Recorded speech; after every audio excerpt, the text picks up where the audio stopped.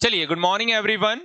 ये जो specially video में लेके आ रहा हूं, आप लोग वर्ग 2 की तैयारी कर रहे हैं, चाहे वो आपका सब्जेक्ट कोई सा भी हो सकता है, सामाजिक विज्ञान हो सकता है, मैथ्स हो सकता है, हिंदी हो सकता है, या कोई और सब्जेक्ट से आप लोग तैयारी कर रहे हैं, तो बिल्कुल 28 मार्च को आपका पेपर होने वाला है और उसके बारे में विस्तृत जानकारी आ चुकी है। रूल बुक आने में अभी समय है, तो बहुत सारे बच्चे ये डिसाइड नहीं कर पा रहे कि किस तरीके से पढ़ाई करना चाहिए, कितना पढ़ना चाहिए, क्या पढ़ना चाहिए, क्या नहीं पढ़ना चाहिए। राइट ऑफ कर दीजिए। क्या पढ़ना चाहिए, क्या नहीं पढ़ना चाहिए, तो उसी के बारे में मैंने जानकारी से रिलेटेड ये वीडियो बनाया है कि इसमें मैं सभी बच्चों से बात करूंगा जिसने अभी तक बिल्कुल भी नहीं पढ़ा, या जो बच्चा पढ़ चुका है आगे कैसे हम लोग तैयारी करें उनके बारे में। क्या टेस्ट देना चाहिए, कौन सी बुक फॉलो करना चाहिए, सारी चीजें हम लोग बात करेंगे। तो शुरुआत करेंगे कि वर्ग 2 की तैयारी कैसे करें, इस बारे में आज ये वीडियो होने वाला है कि वर्ग 2 की हम लोग पढ़ रहे हैं तो किस तरीके से स्ट्रेटजी बनाना चाहिए, पढ़ना चाहिए, क्या करना चाहिए, सारी चीजें। तो सबसे पहला पॉइंट आएगा कि शुरुआत से करने वाले बच्चे, जिन बच्चों ने अभी तक बिल्कुल नहीं पढ़ा है, या फिर देखो गणित तो बचपन से पढ़ते आ रहे हैं, डिग्री कर रखी होगी, बीएड कर रखा है, सब कुछ तो हमने पढ़ लिया, लेकिन वर्ग 2 के नाम से पहली बार तैयारी शुरुआत कर रहे हैं। बात करें तो शुरुआत करने के लिए अब स्पेशली मैं डिस्कस कर रहा हूँ मैथ्स के लिए, क्योंकि मैं मैथ्स पढ़ाता हूँ, बाकी सब्जेक्ट के टीचर जो है वो और भी वीडियो बनाएंगे, फिलहाल मैं मैथ्स के लिए आपके लिए बना रहा हूँ। यदि आप मैथ्स वर्ग 2 के लिए तैयारी कर रहे हैं तो ध्यान रखिए, एक पात्रता होती है और एक चयन होती है। पात्रता और चयन।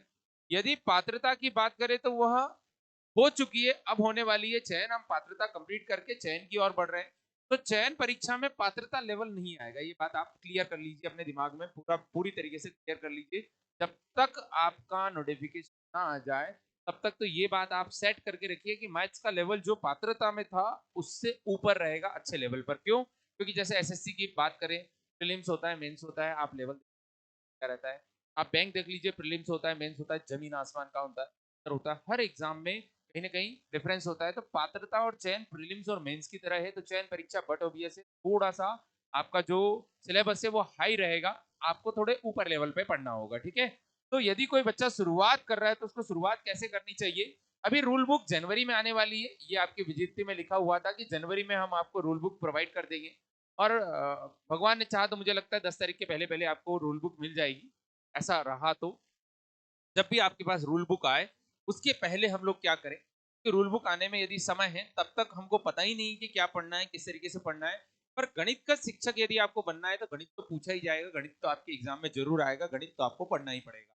तो यदि कोई बच्चा पहली बार तैयारी कर रहा है तो उसको चाहे रूल बुक 10 तारीख को आए, 15 को आए, 20 को आए, जब तक रूल बुक ना आए तब तक आपको ध्यान देना चाहिए कि यदि टीजीटी की बात करें, है ना, टीजीटी की बात करें, है ना, और एक होता है पीजीटी पोस्ट ग्रेजुएशन, और एक अंडर ग्रेजुएट जो ग्रेजुएशन बेस पे होती है। तो टीजीटी की हम लोग बात करें, जितनी भी टीजीटी एग्जाम्स होती है, चाहे वो सेंट्रल गवर्नमेंट की हो या आपकी एग्जाम ने तो सबसे ज्यादा पोर्शन इन्हीं चैप्टरों में घेर लिया था। तो ये इंपॉर्टेंट चैप्टर है, टोटल मिला के 6। ज्योमेट्री हो गया, मेंसुरेशन हो गया, अलजेब्रा हो गया, परसेंटेज हो गया, रेशियो एंड प्रोपोर्शन हो गया, नंबर सिस्टम हो गया। इन चैप्टर को मेनली कवर करो। ज्योमेट्री का पोर्शन जितना ज्यादा हो सके उतना पढ़ो। मेंसुरेशन तो भैया आपके इसमें भरमार क्वेश्चन थे, अलजेब्रा के भरमार सवाल थे। तो geometry, mensuration, algebra, percentage, ratio and proportion, number system, ये 6 चैप्टर मैंने आपके सामने लिखे हैं।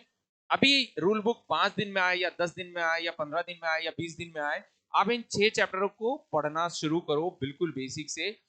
बुक आप उठा लो।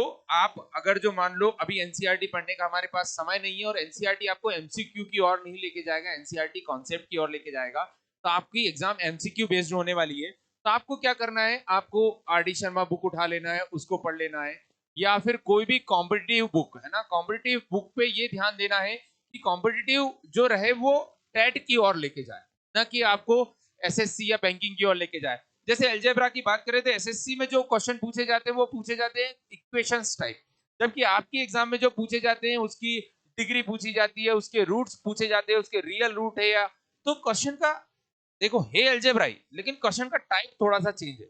आपको इन बातों पे ध्यान देना है। ज्योमेट्रिकल प्रॉपर्टी आपसे पूछी जाती है, ज्योमेट्री में तो मतलब देखा जाए तो कॉम्पिटिटिव और दोनों लगभग सेम है, पर थोड़ा सा अंतर है, वो चीजें आपको ध्यान देना है। प्रॉपर्टीज बेस्ड मतलब आप लोग यदि अतिथि शिक्षक रहे, आपने कहीं पढ़ाया हो या आपकी कभी ट्रेनिंग हुई, तो आपने ध्यान दिया होगा क्वेश्चन तो कॉन्सेप्ट वही रहता है, पर क्वेश्चन पूछने का तरीका थोड़ा अलग होता है। वो तरीका आपको हमेशा ध्यान रखते हुए पढ़ना है। यदि हम नंबर सिस्टम की बात करें तो नंबर सिस्टम बेस्ड क्वेश्चन आपके जो रहते हैं वो नंबर्स की गहराइयों में पूछे हुए होते हैं, वो चीजें आपको पढ़ना है। तो इन चैप्टरों को आप कवर करिए, इनको बेसिक से पढ़ना चालू करिए। कैसे पढ़ना चालू करिए, जैसे कोई बच्चा पहली बार पढ़ रहा है ज्योमेट्री, तो ज्योमेट्री का कोई बेसिक से एक टॉपिक उठा लिया, जैसे मान लो हमने बिल्कुल शुरुआत की लाइंस एंड एंगल्स से, लाइंस एंड एंगल्स के बारे में पढ़ा। लाइंस एंड एंगल्स के बाद हम लोगों ने पॉलीगन थोड़ा सा पढ़ा कि पॉलीगन होता क्या है, रेगुलर पॉलीगन होता क्या है, पॉलीगन के अंदर हमारे ट्रायंगल के बारे में पढ़ा। तो फिर हम चैप्टर को पढ़ते भी जाए और उससे रिलेटेड एमसीक्यू भी लगाते जाए, जो चैप्टर खत्म हो उसी टॉपिक का हम उसी समय पे एमसीक्यू भी लगाएं, वो हमारे लिए बहुत जरूरी है। तो आपको चैप्टर अकेला ऐसा नहीं कि थ्योरी जैसा पढ़ लिया और काम खत्म, हमारा काम हो गया। हम उसको प्रैक्टिस भी करते जाएं, उसको पढ़ते जाएं, प्रैक्टिस करते जाएं, पढ़ते जाएं, प्रैक्टिस करते जाएं, ताकि जब हमारी एग्जाम में आए तो हमारे पास उनसे रिलेटेड क्वेश्चन के लिए भी, मतलब कॉन्सेप्ट को क्वेश्चन में कैसे उतारा जाता है ये भी हमको पता हो, ये चीजें भी हम कर पाए। तो ये आपको ध्यान रखना है। अब बारी आती है अगला पॉइंट कि हमारी कुछ तैयारी हो गई है, अब प्रैक्टिस कैसे करें, है ना। कुछ बच्चे ऐसे भी है जो पढ़ रहे हैं, बिल्कुल साल भर से लगे हुए हैं, लगातार पढ़ रहे हैं। तो जो नए बच्चे हैं वो तो मान लो चैप्टर वाइज पढ़ना चालू करेंगे।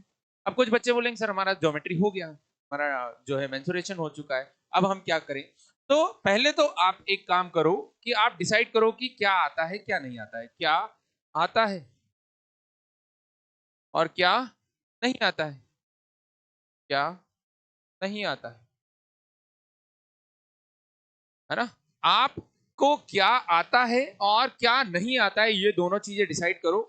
और फिर डिसाइड करना है हमको समय का, कि जो नहीं आता है उसको 70% टाइम देना है क्योंकि एग्जाम में थोड़ा समय है, और जो आता है उसे 30% टाइम देना है क्योंकि अभी आता है, तो उसको सिर्फ रिवाइज करते रहना है। ऐसा नहीं कि उसको भूल ही गए, उसको भी हमारे जीवन में बनाए रखना है, उसको भूलना नहीं है। उसको 30% समय देना है। जैसे सर मुझे टाइम एंड वर्क आता है, ठीक है भैया।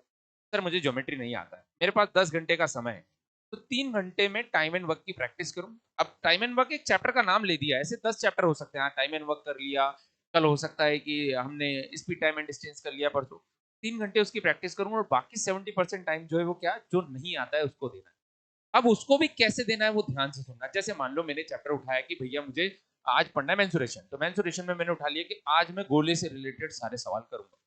तो गोले से रिलेटेड कॉन्सेप्ट पढ़ लिया, गोले से रिलेटेड एक प्रैक्टिस शीट उठाई, 50 क्वेश्चन उसके कर मारे, जितने 50 सवाल हो सकते हैं एक एक को बैठ के सॉल्व किया बढ़िया तरीके से। मोटिवेटेड रहने का तरीका है आसान सा, बहुत आसान तरीके से मोटिवेट हो सकते हो और बहुत बढ़िया तरीके से प्रिपेयर कर सकते हो। कैसे? गोले का कॉन्सेप्ट पढ़ा, गोले के सारे क्वेश्चन लगाए। जब आप 100 से 150 क्वेश्चन लगा चुके रहेंगे, तवा गर्म हो चुका है, जिसपे हर चीज डालने पे तुरंत हो रही, डालने पे तुरंत हो रही, डालने पे मतलब चीला डाला चीला बन गया, रोटी डाली रोटी सीख गई, सब कुछ। कहने का मतलब समझ रहे हो कि जो क्वेश्चन डाल रहे गोले का तुरंत बाहर आंसर फेंक रहा है, तुरंत बाहर आंसर फेंक रहा है, उसी समय पे उसका टॉपिक टेस्ट लगा। क्या लगा लिया? Topic test. तो यहाँ पर आपको ये बात ध्यान देना है कि टॉपिक खत्म करना है और टॉपिक टेस्ट लगाना है, टॉपिक खत्म करना है, टॉपिक टेस्ट लगाना है। जो चैप्टर आता है उसका भी लगाना है, जो नहीं आता है उसका भी लगाना है। लेकिन जो नहीं आता है अभी फिलहाल उसकी बात कर रहे हैं। तो पोर्शन उठाया, टॉपिक टेस्ट लगाया, पोर्शन उठाया, टॉपिक टेस्ट लगाया, पोर्शन उठाया, टॉपिक टेस्ट लगाया, और उस टॉपिक टेस्ट की एनालिसिस की। क्या की? एनालिसिस। एनालिसिस करना बहुत जरूरी है ना। एनालिसिस अगर जो आप नहीं कर रहे हो तो दिक्कत हो जाएगी, एनालिसिस करना जरूरी। अब जैसे मान लो मैंने गोला उठाया और गोले से रिलेटेड क्वेश्चन कर रहा, पूरे 100 क्वेश्चन कंप्लीट कर लिए। अब उसका मैंने टेस्ट लगाया, टेस्ट में देखा कि मेरे 50 में से 45 सही है, 5 क्वेश्चन गलत हो रहे हैं। अब हमको देखना है 5 क्वेश्चन गलत क्यों हुए। एक्यूरेसी की मिस्टेक है या कॉन्सेप्ट की मिस्टेक? यदि कॉन्सेप्ट की मिस्टेक है तो एक सिंगल कॉन्सेप्ट आपका मिस किया होगा कि चलो मुझे एरिया का फॉर्मूला नहीं आता, या कंप्लीट उसके जब पोर्शन किए जाते थे एरिया का फॉर्मूला नहीं पता था, या फिर उस गोले के बाहर की तरफ कुछ लगाया जाए तो फॉर्मूला नहीं पता था, या खोखले गोले का फॉर्मूला नहीं पता था, इस कारण नहीं बन पाए। उस कॉन्सेप्ट को एक बार रिवाइज कर। और यदि मिस्टेक कैलकुलेशन की है तो आपके जो 70% और 30% का समय है, उस 70 को 60 में लाओ, 10% समय कैलकुलेशन को देना चाहिए, क्योंकि ये मिस्टेक नहीं होना चाहिए, आपका कंसंट्रेशन भंग नहीं होना चाहिए। और ये लिखित रूप में करना है। लिखित रूप में मतलब मेरे को लिखना है कि मेरे को 8 से लगाकर इतने बजे तक ये पढ़ना है, बैठ के पढ़ना है भैया, ऑप्शन नहीं बचा। ये पेपर 11वीं का नहीं है, ये पेपर आपके जीवन का है। इसमें सिलेक्ट हो गए तो पूरे जीवन भर सुख शांति समृद्धि सब कुछ। नहीं सिलेक्ट हुए तो भी रहेगी, लेकिन आप समझिए कि ये अभी आपके लिए बहुत मायने रखता है। इतना समय से मेहनत की है, उसका आउटपुट लेना जरूरी है, ठीक है। तो आपको टेस्ट लगाना है टॉपिक खत्म होते से ही, जैसे टॉपिक कंप्लीट हो उसका टेस्ट लगाना है। और यदि ये उन बच्चों को बताया जा रहा है जो ऑलरेडी पढ़ रहे हैं, पढ़ चुके हैं, और वो आगे की तैयारी के लिए मतलब और स्ट्रेटेजी बनाना चाहते हैं, वीकली फुल लेंथ भी लगाना है। अब वीकली फुल लेंथ में बेनिफिट क्या रहेगा, आपके पास एनालिसिस का बहुत अच्छा पॉइंट मिल गया। इसकी एनालिसिस में क्या पॉइंट मिल गया कि भाई गोला पड़ा था मंगलवार को, क्या पढ़ा था? मंगलवार को मेंसुरेशन पढ़ा था। इस चैप्टर में इस बार मैंने टेस्ट दिया तो 6 क्वेश्चन आए मेंसुरेशन के, कितने बने बने या नहीं बने? बात समझ रहे हो? उसके एनालिसिस में हमको समझ में आएगा कि हमने जो पढ़ा था टॉपिक वो हमसे बनने लगा या नहीं बनने लगा। यदि बनने लगा तो मजे आ गए, उस दिन बढ़िया भगवान के दर्शन करके आओ और अगला टॉपिक डिसाइड करोगे अगला टॉपिक कौन सा करना है। मुझे ज्योमेट्री नहीं आता है, ट्राइंगल नहीं आता है, ट्राइंगल के 150 क्वेश्चन फेंक मारे, 150 क्वेश्चन फेंक मारे, 50 क्वेश्चन का टेस्ट दिया। टेस्ट देने के बाद वापस से संडे टेस्ट में देखा ट्राइंगल से रिलेटेड क्वेश्चन बनाया नहीं बना। अगर जो आप एक एक चैप्टर करके भी करोगे तो एक महीने में 4 संडे, टोटल मिला के 12 चैप्टर आपके इसमें टोटल बताए नहीं, मैंने 6 ही चैप्टर बताए। बात समझ रहे? आप आराम से सिलेक्ट हो सकते हैं, बिल्कुल डरने की जरूरत नहीं है, सफिशिएंट टाइम है। कहीं भी कॉम्पिटिटिव एग्जाम के लिए यदि आप लोग पढ़ने जाओगे तो आपको 90 से 100 घंटे में पूरा का पूरा गणित खत्म करवाया जाता है।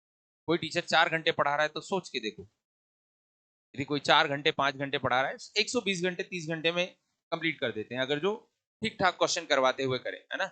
अगर जो हम ऐसा है कि आपको पूरी किताब ही बैठ के सॉल्व करवा रहे हैं तो फिर तो साल भर लग जाएगा, है ना? तो टीचर जो होता है वो आपको गाइड करेगा, न कि आपको सॉल्व करेगा और आप बैठ के पिक्चर देख रहे हो।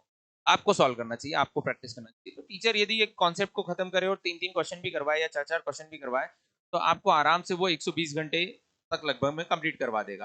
और यदि कोई 4 घंटे पढ़ा रहा है तो आराम से लगभग ये मान लो कि 50 दिन 55 दिन में कंप्लीट करवा देगा। तो आपके पास भी सेम स्किल्स होना चाहिए, क्योंकि आप शिक्षक बनने वाले हैं, आप शिक्षक हैं, आप पढ़ा रहे हैं। तो आपके पास ये स्किल होना चाहिए कि आप खुद के लिए भी वो प्लान आउट कर लें, उस तरीके से बना ले पूरा प्लान आउट कि रोज 3-3 घंटे पढ़ के वीक में ये चैप्टर खत्म करूंगा या फिर 2 चैप्टर खत्म करूंगा तो उसको चेक करूंगा, एनालिसिस करूंगा। इस तरीके से आप प्रॉपर स्ट्रेटेजी बनाएंगे तो 100% सिलेक्ट होंगे। और बेटा लिख के स्ट्रेटेजी बनानी है, लिख के मतलब समझ रहे हो, कॉपी पेन उठा के लिखना है, एक शेड्यूल बनाना है जैसे हम करते थे ना बचपन में कि सुबह हम 8 बजे उठेंगे, 8 बजे उठ के जय सर की क्लास लेंगे, 8 से 10 तक क्लास पढ़ेंगे, फिर उसके बाद 1 घंटे का हमारा खाने का समय रहेगा या हम स्कूल जाते हैं वो समय निकालेंगे। हम हमारा समय शेड्यूल बनाएंगे, हम वो दिनचर्या बनाए या ना बनाए, जैसे मैं सुबह स्कूल जाता हूँ, स्कूल जाने के बाद ये करता हूँ वो करता हूँ वो करता हूँ, फिर पढ़ने बैठता हूँ तो रात की 8 बजे से 12 बजे तक पढ़ता हूँ। भाई मान लिया 4 घंटे पढ़ता है ना, अब इसका शेड्यूल बना ले। तू बाकी का शेड्यूल मत बना, ये 4 घंटे आपके नहीं छूटनी चाहिए, 8 से 12 एग्जैक्ट टाइमिंग होना चाहिए। तो वो एग्जैक्ट टाइम होना चाहिए, मतलब एक एग्जांपल दे रहा हूँ, जो आपका समय है वो फिक्स होना चाहिए। उस समय में कुछ भी नहीं, जैसे कोई बोलता है चाय पी लूंगा यार 4 महीने बाद, ना एक बार ना कहना सीखो। जय सर भी सीख रहे हैं ना, मैं किसी भी काम के लिए मना नहीं कर पाता, तो आप लोगों को भी ये सीखना है कि आप ना कह पाए, है ना। ये ना कहना बहुत जरूरी है हमारे जीवन में अच्छे दिन लाने के लिए। आप ना कहना सीखो। अरे 2 मिनट चल कपड़े लेके आते हैं, नहीं भैया पेपर है। अरे चल 5 मिनट अपन यहाँ दुकान से जाके आते हैं, नहीं भैया पेपर है ना। तो पढ़ो, ये ना कहना सीखो, आप अपने समय की कदर करना सीखो, तो सारी चीजें होगी। 101% आप लोग सिलेक्ट होंगे। यदि ऑफलाइन कोई बच्चा पढ़ना चाहता है तो ऑफलाइन बैच मैंने स्टार्ट किया, ऑफलाइन आप आके पढ़ सकते हैं। मैं गारंटी देता हूँ 8 घंटे बैठो सिलेक्शन आपका डन है, 101% सिलेक्शन लेके जाओगे। तो ऑफलाइन बैच भी चल रही है, ऑनलाइन बैच भी चल रही है, आप दोनों में से कोई भी बैच ज्वाइन करना चाहे तो कर सकते हैं। रोज यूट्यूब क्लास चल रही है, वहां से भी आप पढ़ सकते हैं, पहले भी मैं ढेर सारी क्लासेस पढ़ा चुका हूँ, उनसे आप पढ़ सकते हैं। ठीक है, चलिए इसी तरीके के और वीडियो में लेके आते रहूंगा। और याद रखें, ये जो वीडियो स्पेशली आपके मोटिवेशन के लिए बनाया है, मोटिवेटेड बने रहें। आपकी सीट आपसे कोई नहीं छीन सकता जब तक आप खुद ना, यदि आपने ही हार मान ली, आपने दे दी, तो फिर बचा क्या, है ना। आपके हाथ में, यदि गई तो आप जिम्मेदार और आई तो उसके लिए आपने मेहनत की। ठीक है, तो ये बात ध्यान रखिएगा, अपनी सीट अपने को छोड़ना नहीं है, इस बार सिलेक्ट होना है। 2025 हमारा रहेगा। ठीक है, चलिए जय हिंद, जय भारत, भारत माता की